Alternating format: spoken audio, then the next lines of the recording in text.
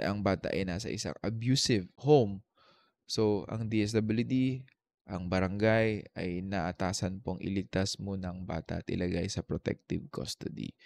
Pangalawa, kapag mayroon na pong child labor or nagiging street children na sila at exploited na yung bata, kapag ang bata ay ginamit sa sindikato para mamalimos, no? So may authority po ang LGU na i-rescue po sila. And then kapag sila po, pangatlo, no, kapag sila po ay children in conflict with the law or under RA 9344, kapag ang bata ay naabutan sa aktong gumagawa ng krimen, dapat i-turn over agad sa LGU social worker. At hindi po basta-basta ikulong yan kasi po bawal.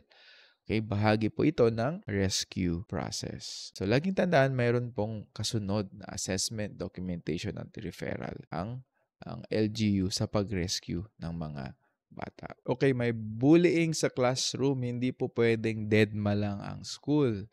Okay, under RA 10627 or the Anti-Bullying Act, teachers in schools have mandatory duties kapag may report or incident ng bullying. So number 1, dapat meron pong intermediate intervention. So kapag may nangyaring pangbubugbog, panginsulto or harassment, kailangan awatin agad ng teacher at i-secure yung bata.